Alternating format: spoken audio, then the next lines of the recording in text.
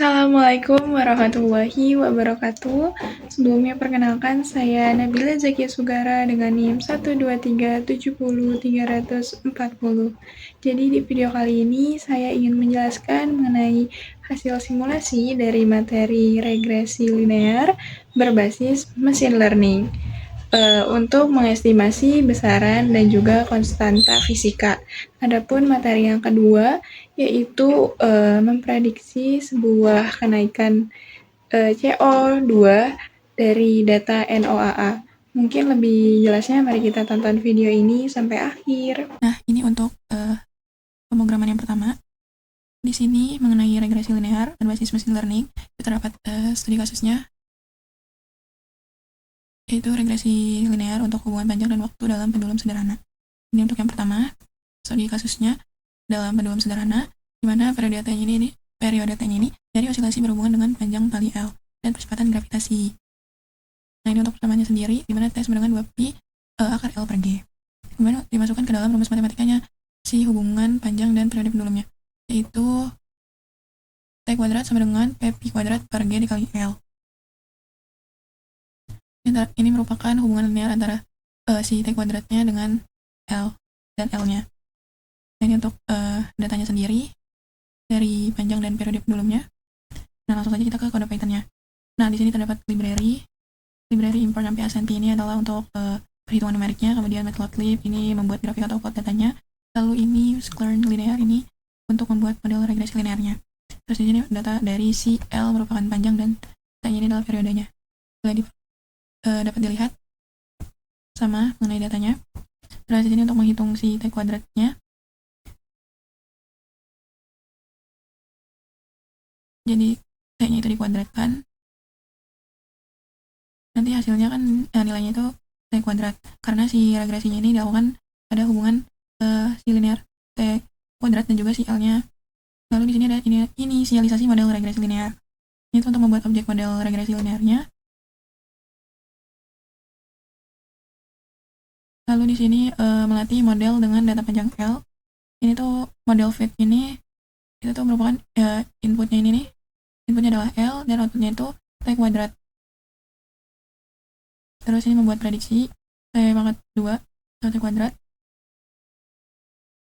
Di sini terdapat alpred. Ini untuk menggambarkan garis regresinya supaya terlihat panjang. Jadi tidak hanya di antara titik datanya saja. Kemudian di sini ada model predik. Nah, untuk model predik ini menghitung nilai T kuadratnya. Hasil prediksinya itu pada dua panjang tersebut. Kemudian di sini ada plot data dan garis regresi. Untuk PLT scatter ini itu akan menampilkan titik-titik data aslinya nanti berwarna biru. Kemudian PLT plot regresi linear ini menggambarkan garis regresinya berdasarkan prediksi. Lalu ini PLT X label seterusnya sampai PLT show. Kalau dari label sendiri ini melabelkan sumbu X-nya ini sebagai panjangnya dan Y-nya ini kuadratnya. Terus di sini ada title ini untuk judul grafiknya, terus PLT legend menampilkan keterangan warna, terus grid through garis bantu gridnya, dan PLT show itu menampilkan si keseluruhan grafiknya. Terus di sini menghitung percepatan gravitasi, di mana di sini ada mode gravitasi sama dengan P dikali N P kuadrat per model KF. Nah, untuk model KF ini untuk kemiringan garis dari si regresi T kuadrat sama dengan ML. Dimana rumus mencari gravitasi ini kan Y sama dengan P kuadrat per M. Nah, ini digunakan sesuai dengan teori si pendulumnya. Kemudian di sini ada print percepatan gravitasi. Nanti dia tuh akan menghasilkan tulisan percepatan gravitasi sama dengan 9,96 m per second kuadrat. Nanti hasilnya seperti itu. Mungkin langsung saja kita ke run. Nah, ini adalah hasil dari kasus yang pertama, di mana antara hubungan panjang dan periode pendulumnya yang sudah dijelaskan. Si titik biru ini adalah data aslinya, dan untuk garis ini adalah garis regresinya. Ini adalah hasil dari T kuadrat terhadap panjangnya. Mungkin langsung saja kita ke kasus yang kedua. Nah, ini adalah kasus yang kedua di mana hubungan tekanan dan suhu dalam hukum Gay-Lussac. Di sini terdapat persamaan dari hukum Gay-Lussacnya sendiri pada volume tetapnya, di mana tekanan P ini dari gas ideal berbanding lurus dengan suhu absolut T. Maka persamaannya adalah P sama dengan KT, di mana K-nya ini adalah konstanta. Nah, ini untuk contoh datanya sendiri pada suhu dan juga tekanan atau tekanan dan juga suhunya dalam volume tetap ada 273, suhunya sampai 420 Kelvin. Itu pun ada tekanannya dari 101 sampai 155. Terus di sini juga ada kode programnya sendiri. Di sini masih sama, menggunakan beberapa library yang dipakai. 6P SNP itu perhitungan numeriknya, terus ini untuk membuat grafiknya, dan juga ini model si regresi linearnya. Terus di sini untuk data suhu dan juga tekanannya. Ini adalah suhu, itu adalah tekanan, disesuaikan dengan data di layar sebelah kanan ini. Kemudian di sini ada inisialisasi model regresi linear. Ini untuk membuat objek model regresi linearnya yang nantinya akan dihitung. Kemudian ini multi model. Jadi inputnya ini adalah si suhunya dan outputnya adalah tekanan. Kemudian di sini ada prediksi nilai P untuk tentang suhu. Bla bla bla sampai P pred sama dengan model predict. Nah, untuk di sini terdapat NP-Linspace. Ini tuh untuk membuat si titik suhunya ini dari nilai minimum sampai maksimum. Kemudian di sini juga ada model predict. Nah, itu untuk menghitung nilai tekanan hasil prediksinya sesuai dengan grafik regresinya. Lalu di sini ada plot data dan garis regresi. Ini tuh untuk menampilkan titik si data aslinya dengan warna biru ini. Kemudian garis regresinya itu berwarna merah. Lalu di sini untuk X-nya ini adalah suhu, Y-nya ini adalah tekanan.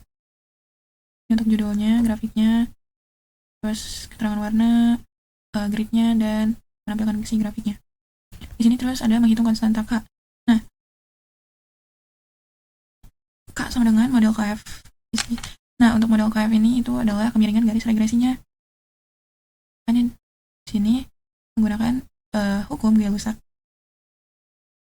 Nah, di sini juga ada print konstanta. Nanti hasil rannya itu ada tulisan konstanta K beserta hasilnya. Oke, langsung saja kita run.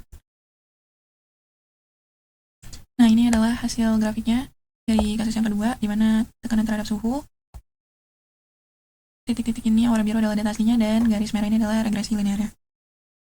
Jadi titik datanya ini naik secara linear dari kiri ke kanan. Dimana garis regresinya ini mengikuti sesuai dengan pola datanya. Jadi semakin tinggi suhunya, maka semakin besar juga tekanannya. Dan ini sesuai dengan hukum Gay-Lussac. Mungkin langsung next saja kita ke studi kasus yang ketiga. Oh iya, di sini juga ada nilai hasil dari konstantanya tadi, itu sama dengan 0,3642. Selanjutnya di sini ada kasus yang ketiga, di mana ini menggunakan hukum pendinginan Newton. Bahwasannya hukum ini menyatakan bahwa nilai perubahan suhunya ini dari objek T terhadap T kecil itu berbanding lurus dengan perbedaan suhu antara objek dan lingkungannya. Maka di sini dinyatakan bersamanya dt per dt waktu sama dengan min K T dikurang T lingkungan. Nah, ini untuk rumus matematikanya sendiri dari hukum pendinginan. T terhadap T waktu sama dengan T lingkungan ditambah T0 dikurang T lingkungan E min KT. Nah, perbedaan suhunya ini itu delta T sama dengan T terhadap T waktu dikurang T lingkungan. Nah, mendapatkan hubungan linearnya jadi ln delta T sama dengan ln T0 dikurang T lingkungan min KT. Begitupun ini terdapat datanya, contoh datanya, waktu dan suhunya.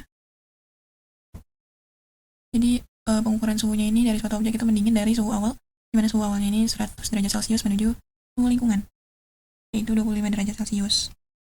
Ini untuk data si waktunya dari 0 sampai 50 dan juga suhunya dari 100 sampai 55.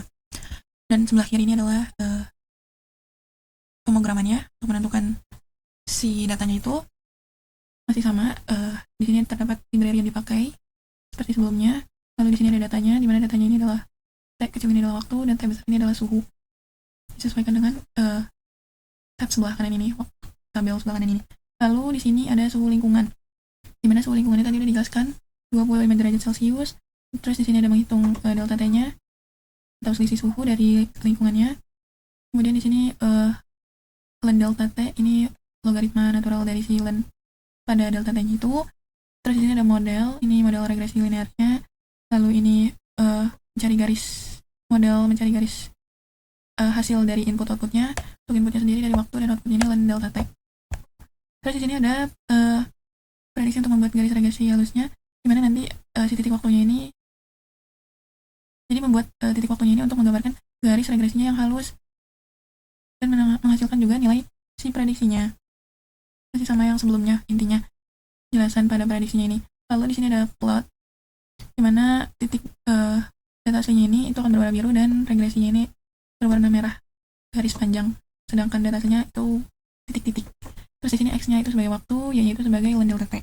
Ini judul dari grafiknya. Kemudian di sini ada menghitung konstantanya, isi pendinginannya.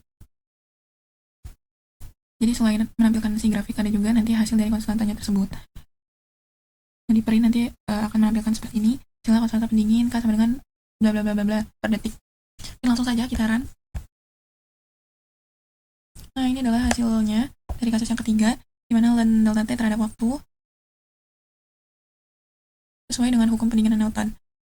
Nah, titik-titik ini yang warna biru ini adalah data aslinya dan garis merah ini merupakan regresi linearnya. Terus kemudian ada juga hasil dari konstanta pendinginnya. Itu K sama dengan 0,0182 per detik. Ini untuk contoh kasus yang ketiga. Oke, langsung saja kita contoh kasus yang keempat. Nah, ini adalah contoh kasus yang keempat, di mana di sini adalah hubungan antara panjang dan frekuensi getaran dalam senar dengan menggunakan hukum gelombang pada senar. Nah, ini persamaan untuk frekuensi dari getaran harmonik pertama dalam senar bergetar dapat dinyatakan sebagai frekuensi sama dengan kecepatan per 2 dikali panjang senarnya, atau L. Lalu di sini terdapat contoh datanya. Ini ada panjang senar dan frekuensinya. Coba kita cari menggunakan pemrograman mengenai hasilnya dari panjang senar dan juga frekuensinya di tab sebelah kiri ini. Masih sama, ini menggunakan import atau library yang sama seperti sebelumnya. Lalu di sini datanya, L ini merupakan panjang senar dan juga F adalah frekuensinya. Disesuaikan dengan tab PDF sebelah kanan ini atau data tabel yang ini. Kemudian di sini ada menghitung si variabelnya, di mana ini agar hubungannya ini menjadi linear. Jadi terdapat di sini range shape yang 1,1 ini tuh buat si bentuk array-nya ini, array kolomnya ini yang akan diperlukan oleh si form square ini. Kemudian di sini ada inisialisasi modelnya, di mana model regresi linearnya, terus ini mati modelnya, model si regresi linearnya, input outputnya adalah L dan F-nya ini adalah outputnya. Kemudian di sini prediksi untuk membuat garis regresi halusnya, di mana masih sama kayak sebelumnya, titik prediksinya itu akan menghasilkan garis yang halus dan nilai prediksinya juga dari frekuensinya juga akan ditampilkan. Kemudian plot hubungan F ini untuk masih sama, datasinya menggunakan titik warna biru dan regresinya menggunakan garis panjang berwarna merah. X-nya itu 1 per L dan Y-nya itu adalah frekuensinya. Ini judul grafiknya, terus tampilannya. Terus di sini ada menghitung kecepatan gelombangnya, di mana V sama dengan 2 dikali model Cleve. Ini untuk rumusnya sendiri. Nanti untuk rumus mencari kecepatan gelombangnya, nanti akan ditampilkan print seperti ini. Ini langsung saja kita run. Dapat dilihat titik biru ini merupakan datasinya dan garis panjang merah ini adalah regresi linearnya. Jadi sumbu X ini berisi nilai dan Y ini adalah frekuensinya. X-nya X, Y. Ini adalah kasus yang ketiga pada hubungan panjang senar dan juga frekuensi getarannya. Langsung kita, ini adalah kasus yang keempat, yaitu hubungan panjang senar dan juga frekuensi getarannya. Lalu di sini ada kecepatan gelombangnya, di mana V sama dengan 99,92 meter per second. Nah, ini adalah kasus yang keempat. Oke, langsung kita next kasus yang kelima. Ini merupakan kasus yang kelima, di mana hubungan arus dan tegangan pada bahan semikonduktor menggunakan hukum Ohm untuk bahan si nonlinearnya.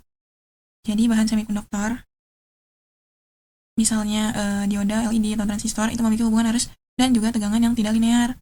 Maka hubungannya itu dapat ditulis persamaannya I sama dengan K dikali V pangkat N. Ini adalah arus, V tegangan, K konstantanya, dan N adalah eksponennya. Kemudian kita ambil logaritmanya dari kedua sisi tersebut, dapat hubungan linearnya menjadi ln I sama dengan ln K ditambah N dikali ln V. Jadi kita dapat menentukan konstanta K-nya dan juga eksponen N-nya. Terus ini ada misal contoh datanya, arus dan tegangan pada semikonduktornya. Untuk semikonduktornya, nah mungkin kita cari menggunakan kode program. Di sini masih sama, terdapat library yang sama seperti kasus-kasus sebelumnya. Lalu di sini ada datanya, V ini merupakan tegangan dan I ini adalah arusnya. Ini disesuaikan dengan data tabel yang ini. Lalu di sini mengubah menjadi bentuk linear dari si ln V dan juga ln arusnya. Terus ini masih sama, membuat model regresi linearnya, menginisialisasi maksudnya. Terus di sini ada melatih modelnya, di mana ln V adalah input, ln I adalah output. Terus ini ln prediksi dan juga ln I prediksinya. Itu membuat garis si regresinya antara si ln V-nya dari ln V sampai ln 5. Begitupun juga yang ln I menampilkan atau membuat prediksi. Kemudian di sini ada file test scatter, masih sama data aslinya atau data ln I-nya ini menggunakan titik warna biru dan regresi linearnya garis panjang itu berwarna merah. Lalu X-nya ini adalah ln V, Y-nya adalah ln I. Terus di sini ada menghitung konstanta. N itu adalah eksponen, K-nya itu adalah konstantanya. Dengan rumus seperti ini, kemudian nanti akan di print seperti ini hasilnya. Lalu di sini ada prediksi arusnya. Membuat prediksi arus aslinya itu dengan rumus yang tadi, di mana I sama dengan K dikali V pangkat N. Untuk V-nya sendiri ini, dan I-nya itu ini rumusnya itu sesuai dengan hukum, sesuai dengan semikonduktornya. Nanti juga akan ditampilkan di mana data aslinya itu berwarna hijau dan model hasil dari I-nya ini akan berwarna purple. Mungkin langsung saja ya kita run. Nah ini untuk regresi linearnya dari ln I sama dengan ln K plus N dikali ln V. Untuk Y-nya sendiri ln I dan X-nya adalah ln V. Nah ini untuk data ln I-nya pada titik biru dan regresi linearnya pada garis merah. Kemudian ini ada grafik yang kedua pada arus dan juga tegangan semikonduktornya, di mana X-nya ini merupakan tegangan, Y-nya ini adalah arus. Ini titik warna hijau ini data aslinya dan garis ungunya itu adalah model dari persamaan arus sama dengan K dikali V pangkat N. Nah ini untuk hasil dari eksponen dan juga konstantanya, di mana eksponennya ini N sama dengan 1,4726, konstantanya K sama dengan 1,864. Ini adalah studi kasus yang kelima. Kita next studi kasus yang ke-6. Ini adalah studi kasus yang ke-6 untuk peluruhan radioaktif, di mana persamaannya sendiri eksponensialnya itu N terhadap waktu sama dengan N0 E pangkat min delta T. Terus logaritmanya ini dapat disederhanakan persamaannya menjadi ln N terhadap waktu sama dengan ln N0 min delta T. Nah ini untuk datanya sendiri pada waktu dan jumlah atomnya. Kita cari menggunakan kode program pada Python-nya. Nah, di tab sebelah kiri ini terdapat kode programnya pada kasus yang ke-6 ini. Nah, di sini ada beberapa library, masih sama seperti kasus-kasus sebelumnya. Lalu di sini datanya T ini merupakan waktu dan N ini adalah jumlah atomnya. Ini disesuaikan dengan tabel yang ada di tab sebelah kanan ini. Lalu di sini ada ln N, mengubah menjadi linear ln N-nya. Jadi nanti bentukannya akan menjadi linear gitu dari si ln N sendiri. Lalu ini inisialisasi model regresinya, membuat si model regresi linearnya. Lalu di sini melatih modelnya, di mana T-nya ini adalah input, ln N-nya ini adalah outputnya. Terus di sini membuat prediksi ln N untuk waktu yang baru. Jadi nanti dia akan membuat garis lurus gitu dari T0 sampai T50. Ini disesuaikan dengan tabelnya. Terus ln pred ini adalah nilai ln N prediksi ini adalah nilai ln N hasil si regresinya. Terus ini buat si tampilan grafiknya, data ln N ini akan berwarna biru, titik-titik itu. Terus regresi linearnya seperti biasa, menggunakan garis berwarna merah. Terus X ini adalah waktu, Y-nya itu ln N. Terus ini menghitung konstanta peluruhan si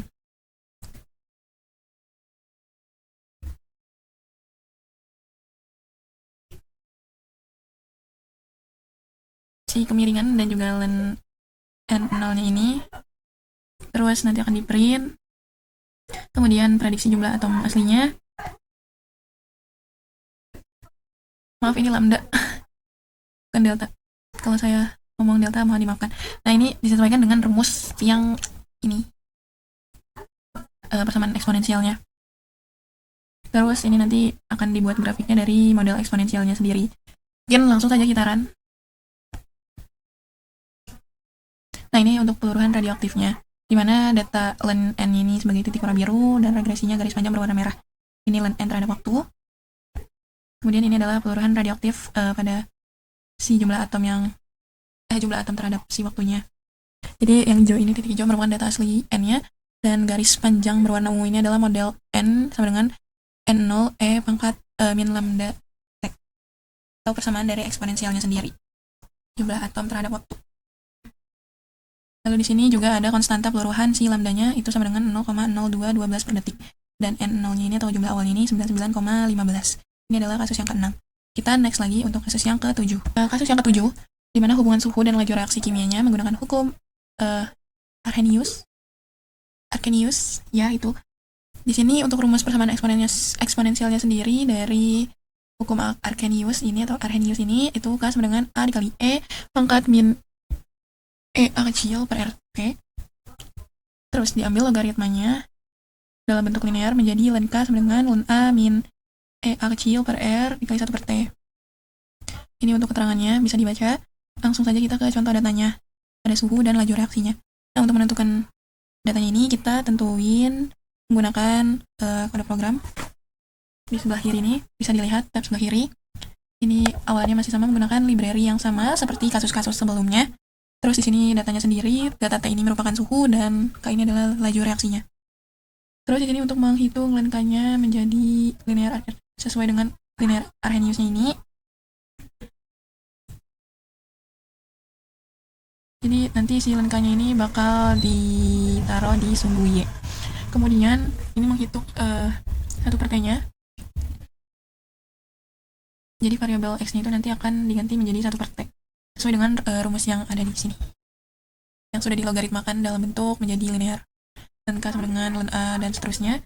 Itu di sini ada model linear regresinya. Ini membuat model regresinya sendiri. Terus di sini kita latih hubungan linearnya antara si 1 per T dan juga ln K-nya. Terus di sini ada prediksi ln K untuk suhu barunya. Jadi nanti akan ada hasil barunya dari suhu, untuk suhunya sendiri, suhu barunya ini. Terus di sini ada grafiknya sendiri, pembuatan grafiknya, di mana nanti data aslinya itu berwarna biru titik dan regresi linearnya berwarna merah dan X. Nah, untuk sumbu X-nya ini itu adalah 1 per T dan Y-nya ini adalah ln K. Terus di sini adalah untuk menghitung energi aktivasinya dengan rumus E sama dengan min M dikali R. Ini adalah rumus Arrhenius-nya dan juga kemiringan garisnya M sama dengan, ya jadi M-nya ini model KF, R-nya ini konstanta 8,314. Nah, nanti hasilnya di print nanti akan menampilkan seperti ini. Oke, langsung saja kita run. Nah, ini setelah di run, ini merupakan grafik Arrhenius ln K terhadap 1 per T. Data aslinya yang titik warna biru dan regresinya garis panjang merah. Ini adalah hasil dari suhu dan juga laju reaksinya pada hukum Arrhenius ini, ln K terhadap 1 per T. Nah, untuk energi aktivasinya sendiri dari A kecil ini atau energi aktivasinya itu sama dengan 3,008 joule per mol. Ini adalah kasus yang ke-7. Kita next kasus yang ke-8, yang terakhir. Ini adalah kasus yang terakhir dari regresi linear ini berbasis machine learning dengan mengestimasi besaran dan juga konstanta fisikanya. Ini adalah kasus yang terakhir atau kasus ke-8 ini pada hukum Stefan Boltzmann. Di mana hukum Stefan Boltzmann ini menggambarkan daya radiasi. P-nya ini dipancarkan oleh suatu benda hitam sebanding dengan suhu orde 4 atau T pangkat 4 dari permukaannya. Jadi persamaannya itu P sama dengan konstanta dikali luas permukaan dikali suhunya di pangkat 4 ya. Nah, untuk dalam bentuk logaritmanya, ln P sama dengan ln konstanta A ditambah 4 ln T. Nah, ini untuk contoh datanya, suhu dan daya radiasinya. di mana suhunya ini dari 500 sampai 1100 dan daya radiasinya ini dari 100 sampai 2900. Jadi kita cari hasilnya menggunakan kode program yang ada di tab sebelah kiri ini. Masih sama, di sini ada library yang sama seperti kasus-kasus sebelumnya. Terus di sini ada datanya sendiri dari suhu dan juga daya radiasinya. Ini disesuaikan dengan tabel di PDF sebelah kanan ini, tabel ini. Terus di sini untuk menghitung lente dan juga lentenya dalam bentuk logaritma hubungan linearnya. Terus ini ada model regresi linearnya. Terus di sini melatih modelnya, lente adalah input, lente adalah outputnya. Terus ini adalah garis memprediksi garis regresinya. Kemudian di sini ada grafiknya. Nanti data aslinya berwarna biru, titik, dan juga regresinya berwarna merah, garis merah. Nah, untuk X-nya ini adalah lente dan Y-nya adalah len P. Terus ini untuk menghitung eksponennya. Karena eksponen ini harus mendekati 4. Kemudian di print nanti bakal akan ada tampilan seperti ini. Oke, langsung saja kita run. Nah, ini adalah kasus yang terakhir atau ke-8 pada hukum Stefan Boltzmann ini pada suhu dan juga daya radiasi. Di mana titik biru ini merupakan data asli dan garis panjang merah ini adalah regresinya. Ini adalah len P terhadap len T. Jadi radiasi terhadap suhu. Dan untuk nilai eksponennya sendiri, hasil regresinya itu 4,233. Nah, ini adalah kasus dari regresi linear berbasis machine learning, kasus terakhir. Untuk dimana mengestimasi besaran dan juga konstanta fisikanya. Nah, ini adalah kasus yang terakhir. Oke, langsung saja kita next ke materi yang kedua, memprediksi kenaikan CO2 pada data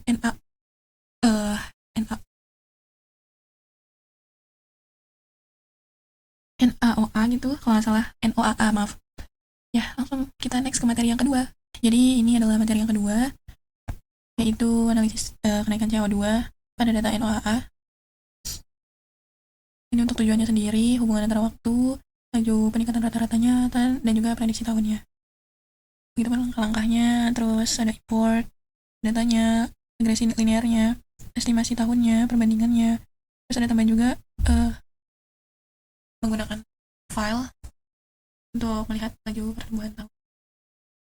Nah, ini untuk output-outputnya yang akan diberikan nantinya, semoga sesuai dengan apa yang diharapkan. Mungkin ya, ini di sebelah kiri terdapat kode programnya dari materi yang kedua ini.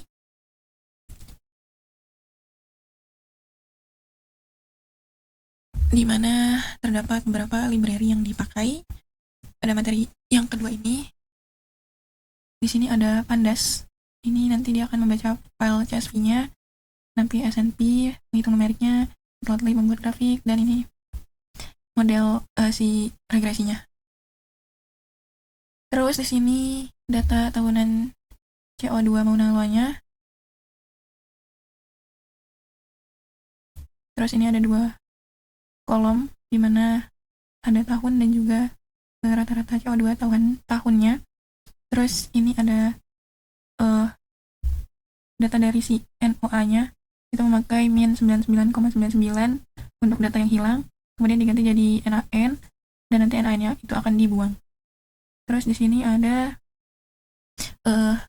data untuk regresinya sendiri, di mana X-nya ini adalah tahun, Y-nya ini adalah nilai si CO2-nya itu.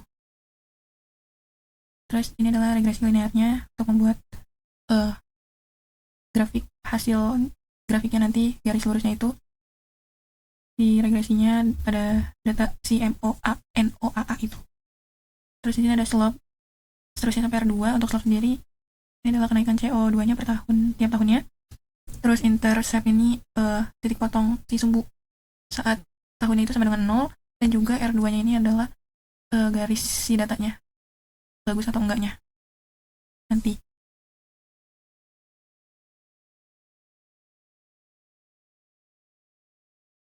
Kemudian nanti di print hasilnya.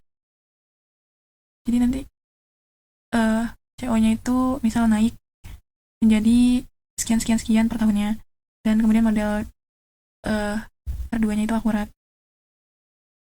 misal seperti itu. Terus di sini ada target untuk memprediksi tahun si CO-nya mencapai 450 ppm, jadi sekitar tahun 2046-an. Terus ini ada visualisasi grafiknya. Jadi titik biru ini merupakan data aslinya dari si NOA-nya, dan merah ini adalah garis regresinya. Terus di sini ada garis horizontalnya berwarna hijau, garis putus-putus pada batas 450 ppm. Dan ada grafiknya, X ini adalah tahun, Y adalah konsentrasi dari si CO2-nya. Terus ini juga ada menganalisis dua periode. Jadi periode yang pertama regresinya ini adalah tahun.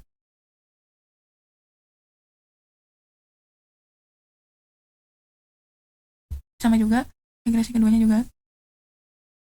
Jadi ada regresi periode 1 dan juga periode 2-nya. Jadi hasilnya dicetak. Kemudian di sini jika periodenya ini 1958 sampai 1990, jadi CO2-nya ini naik rata-rata misal dari sekian ppm per tahun. Begitupun yang bawahnya 1991 sampai sekarang, CO2-nya ini naik rata-rata sekian per tahunnya. Jadi laju kenaikan CO2-nya ini semakin cepat. Oke, langsung saja kita run. Nah, ini adalah hasil dari materi yang kedua ini. Ada regresi linear kenaikan CO2 dari Mauna Loa pada data NOAA-nya, di mana titik biru ini adalah data si CO2 NOAA-nya dari 1958 sampai 2023. Terus garis merah ini adalah hasil regresinya atau tren jangka panjangnya. Kemudian ini terdapat garis-garis warna hijau, garis-garis putus. Ini adalah batas amannya pada IPCC memotong garis 450 ppm sekitar nanti 2046, dan itu sudah sesuai dengan hasil perhitungannya. Kemudian ada kenaikan juga si CO2-nya pada titik biru ini. Ini adalah konsentrasi CO2-nya terhadap tiap tahunnya. Hasilnya seperti ini. Nah, ini dapat dilihat, jadi setiap tahunnya kadar CO2-nya ini bertambah rata-ratanya sebesar 1,657 ppm, terus interceptnya menjadi min 2939,043.